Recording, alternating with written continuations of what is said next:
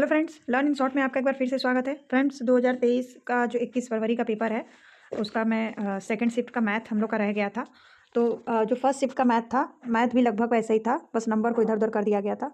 तो देखिए उसमें पूछा था कि 5 अंकों की जो फर्स्ट शिफ्ट का पेपर था उसमें पूछा गया था कि 5 अंकों की बड़ी संख्या को 139 से भाज्य करना था, मतलब भाग देना था। और इसमें पूछा गया है सब छोटी 5 अंकों की छोटी से छोटी संख्या। ठीक है, तो 5 अंकों की 100 छोटी से छोटी संख्या आपको पता ही होगा। जैसे पता होता है ना कि 1 अंक का, 2 अंक का, 3 अंक का, तो आपको पता ही होगा कि 5 अंक का आपका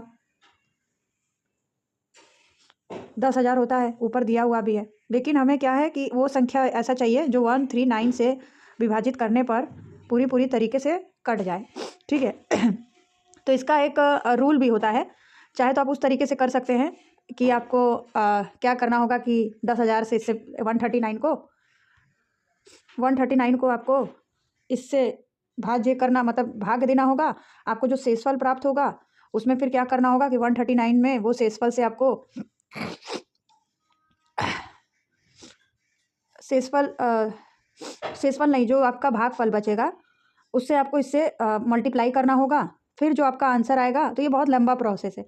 तो आप इसमें से 2 तरीके से और कर सकते हैं इस क्वेश्चन को। या तो आप एक काम ये कर सकते हैं कि 139 को आप चारों ऑप्शन से डिवाइड करके देख लीजिए, जिससे आपको लगे। ठीक है, अदरवाइज आप देखिए लास्ट में इसमें 9 है, आपको पता है कि 9 दूनी 18 होता है और किसी में भी 8 नहीं है। तो आप चाहे तो इसको ऐसे भी कर सकते हैं। तो मैथ में कुछ कुछ ऐसा ट्रिक होता है कि हमें ऑप्शन से ही करना होता है, तो ये आपका सही हो जाएगा। उसके बाद अगला क्वेश्चन पूछा गया है कि अंक है 3, 8, 7, 9 और 0 से बनी 5 अंकों वाली बड़ी से बड़ी तथा छोटी से छोटी संख्या का अंतर ज्ञात करना है। तो पहले आपको उसमें भी ऐसे ही पूछा गया था। पहले आपको सबसे बड़ी संख्या को लिख लेना है 9, 8, 7, 3, 0, और फिर बाद में सबसे छोटी संख्या लिख लेना है। 0 आपका स्टार्टिंग में नहीं होगा, तो आपको छोटी संख्या को लिख लेना है 3, 0, 7, 8, 9। उसके बाद इनको क्या करना है, एक दूसरे से माइनस कर देना है। तो आपका आंसर जो है वो आ जाएगा 37941। 37941 ये आपका सही हो जाएगा। अगले क्वेश्चन की तरफ बढ़ते हैं। स्टार्टिंग के 2-3 क्वेश्चन काफ़ी ज़्यादा इजी है। ये आपसे पूछा गया है कि इनका योग करना है। इनका योग मतलब सबका योग क्या होगा।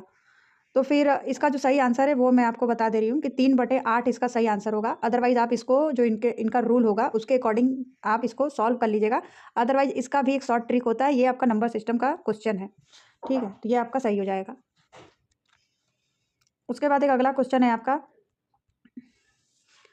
ये जो 3 स्टार 5 बना है, इसमें जो 3 स्टार और 5 बना है, क्या गुणा, मतलब क्या करेंगे कि 3, 8, 6, 7, 0 आपका आ जाएगा।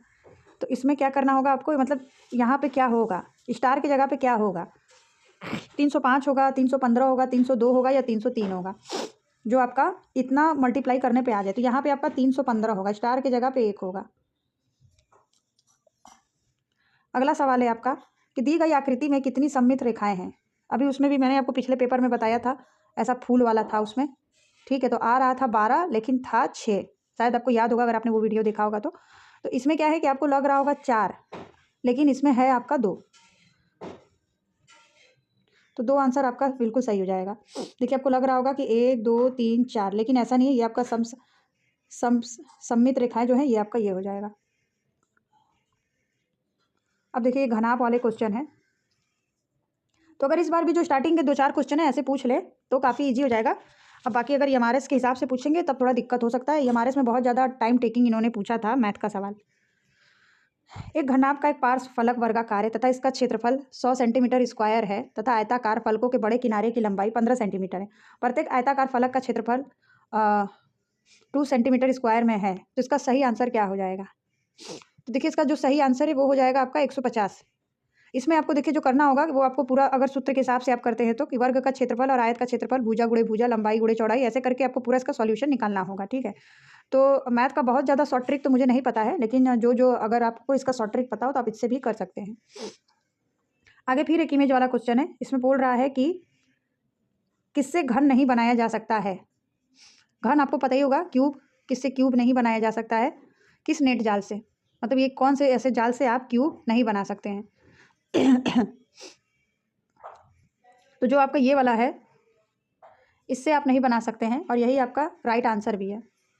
उसके बाद एक आ जाता है आपका फिर से आयताकार वाला। एक आयताकार हॉल का क्षेत्रफल 108 मीटर स्क्वायर है। यदि उसकी लंबाई 12 सेंटीमीटर है तो हाल का परिमाप निकालना होगा आपको। तो देखिए इसमें भी आपका वही होगा, आयत का क्षेत्रफल लंबाई गुणे चौड़ाई, आयत का परिमाप फिर आपको निकालना है इसमें।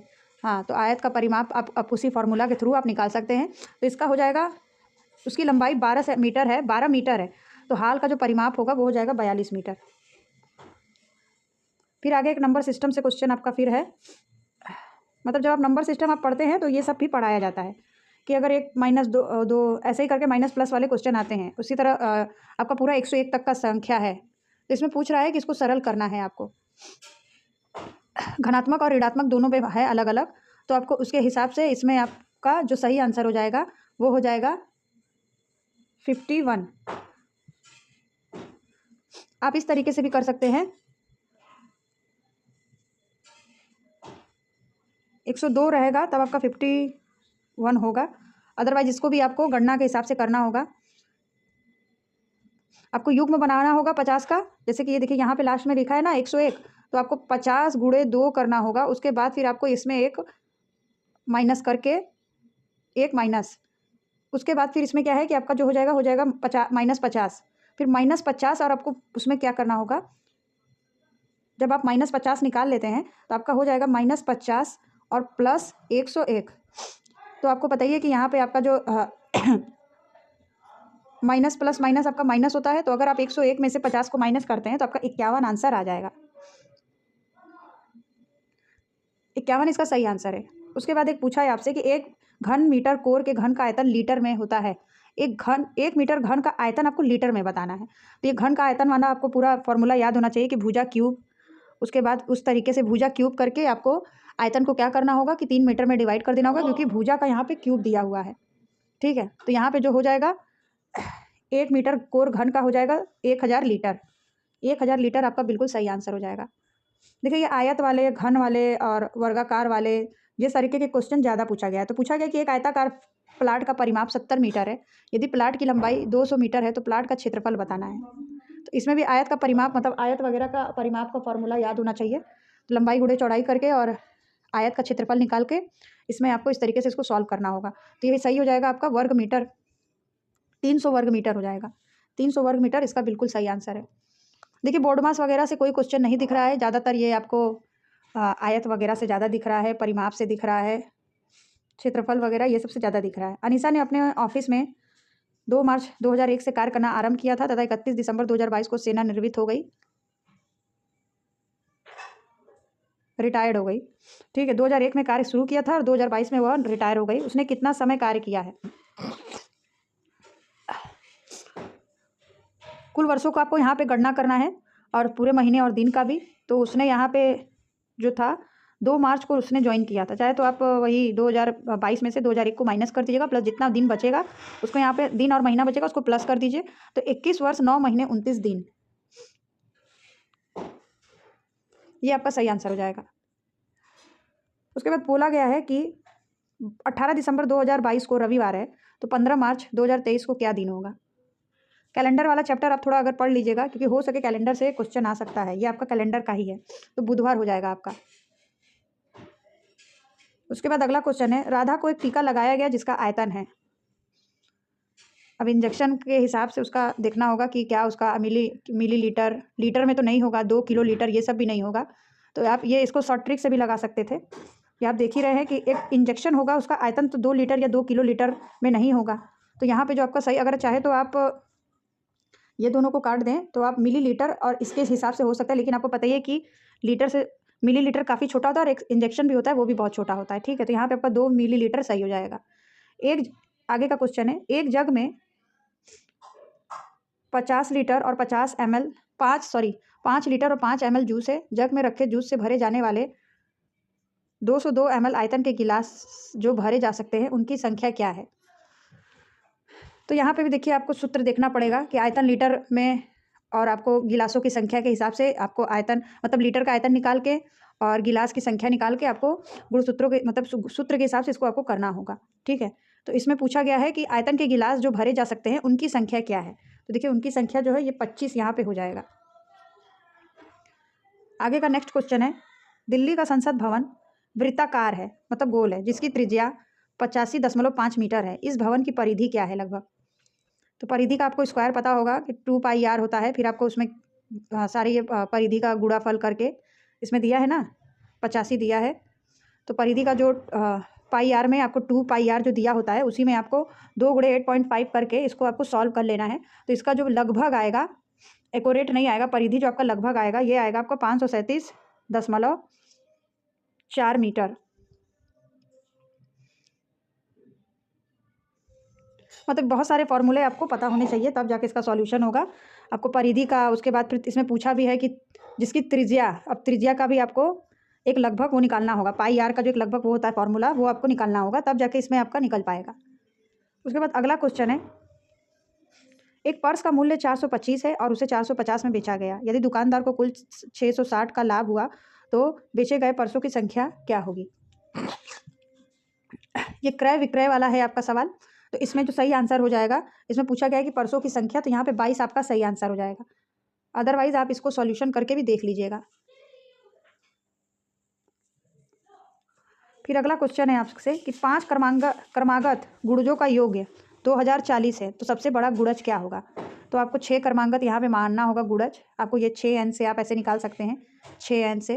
फिर उसके बाद आपको इसी तरह 6n+1, 6n+2 इसी तरह करके आपको पूरा 4 तक निकालना होगा और उसके बाद फिर सबका योग कर लेना होगा।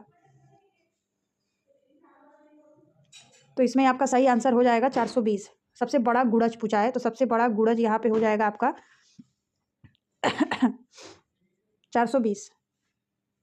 420 आपका सही आंसर हो जाएगा। अगला सवाल है, एक टैक्सी वाला पहले 2 किलोमीटर किराया 42 रुपये तथा इसके पश्चात प्रति किलोमीटर का वो 16 रुपये किराया लेता है। 24 किलोमीटर जाने पर कितना किराया लिया होगा।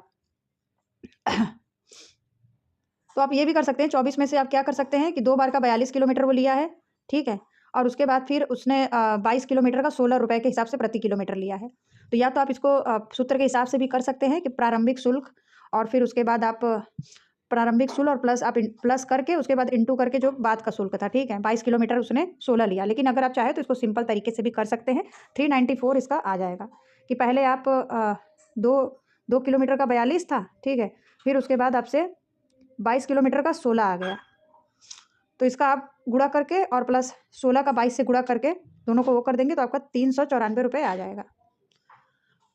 अगला क्वेश्चन है कि एक तरल पदार्थ को 40 डिग्री से 45 डिग्री के बीच रखा जाना है। यदि 180 डिग्री बराबर 100 डिग्री फ़ारेनहाइट में 32 है तो फ़ारेनहाइट में परिसर है। तो इसका सही आंसर हो जाएगा 104 डिग्री फ़ारेनहाइट और 113 डिग्री फ़ारेनहाइट। चलिए, इस तरीके से हमने मैथ के 20 क्वेश्चन कर लिए हैं, सेकंड शिफ्ट का भी। अब हम लोग मिलते हैं अगले पेपर के साथ और अगला शिफ्ट का पेपर हम लोग सॉल्व करेंगे। अगर मुझे ये पेपर प्रोवाइड हो जाता है तो वैसे मैं कोशिश करूँगी कि मुझे ये पेपर मिल जाए। और इसके पहले का पेपर अगर आपने नहीं देखा है तो वो जाकर आप देख लीजिए, आपको सारे मतलब चैनल पे सारे वीडियो मिल जाएंगे और प्रीवियस ईयर आप देख कर जाइए, जो कि बहुत ज़्यादा आपके लिए हेल्पफुल होगा। तो चलिए मिलते हैं नेक्स्ट वीडियो में नए इन्फॉर्मेशन के साथ। तब तक के लिए बाय बाय। वीडियो पसंद आए तो वीडियो को लाइक करिए, चैनल को सब्सक्राइब करिए और अपने दोस्तों के साथ शेयर करिए। और कोई आपका सवाल हो तो आप कमेंट कर दीजिएगा। तब तक के लिए बाय बाय।